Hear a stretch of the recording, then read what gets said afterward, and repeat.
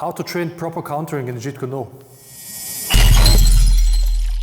So hi guys, today we're gonna show a little bit how to train proper countering in Jeet Kune, because countering is the most important thing in JKD or in fighting in general, because when you counter, you hit your opponent and you stop his attack. So we're gonna start very simple from on guard position, or also not from on guard position. So how to counter, how to intercept, and then we're gonna build it up through the video. The hardest counter you can do is from your neutral position.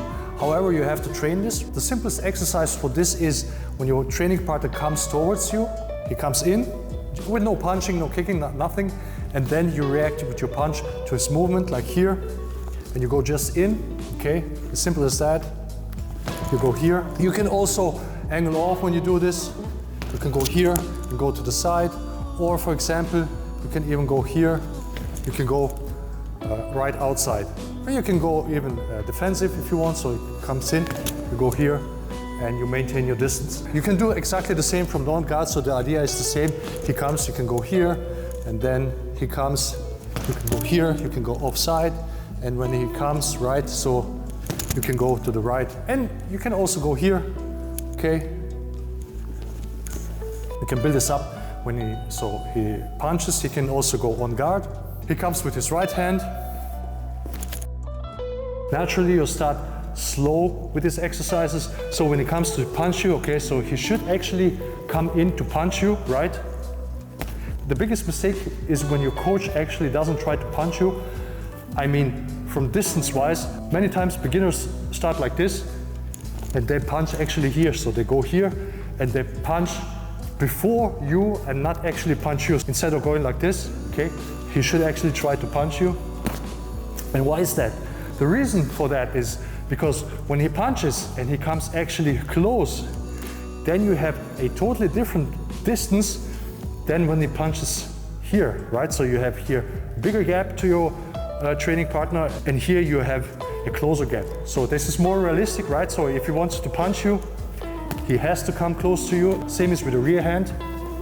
So he's got to come close to you. You can train to counter the lead hands. You have different options. If he comes with the lead hand slow, you can go here, right? You can go here, or you can even go here, but it's always better to go to the outside. Or you can intercept. And when you intercept, you should watch till you have your cover. You always have to watch your cover. Even if you go here, you counter any weight, you miss with your counter, and now he can actually elbow you, right?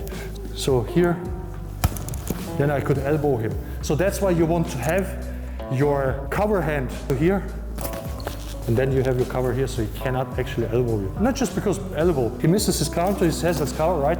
So he has his cover. Usually how you can counter lead punch, you can counter it here, you can counter it here, you can counter it here, right? You can counter with finger jabs, and you can here counter before he actually launches his attack. So that's why you keep your distance, right? You keep your distance, he wants to come in, and you counter, right? So he wants to come in and punch. Okay, so that's why in Jeet Kune you don't want to step in and punch. You want to do step and punch at the same time, or hand before foot, because that's difficult to counter, and that's also difficult to intercept. For example, he tries to intercept me and I step and punch. It's so easy, yeah? Right? Again, when I step and punch. Okay, so you see, I step and I punch. So he tries to counter this, right?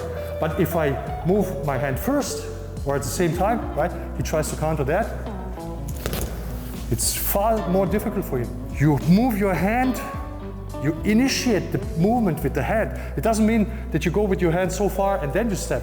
So what you do is you go here and then step, or you do this at the same time. It's far more difficult for him to counter if I go with the hand. You do the same thing against the left, so he comes with the left. He wants to punch with the left, right? So you can go here, and you can go here, you can go here, and you can go here, okay? And you can go here. So, and you can even go here. If you have a bigger reach, you go like this. You can go with a finger jab. And you can use the left finger jab, or you intercept. You go on his step, you go in. You build up your movement, you build up your skills slowly, and then after that, you can start to speed up. You have to build up your skill, you have to build up your seeing. And all of this, you can counter the same way with the legs. If he comes with the front hand, you can counter with the side kick. He comes with the rear hand, you can counter with the side kick. He comes with the front hand. So remember, he wants to come in. He comes with the front hand, you wait, you can kick. He comes with the rear hand, you kick here. You can also here, you wait, and kick here, okay? Or you can go here, you can go here, and kick there, okay?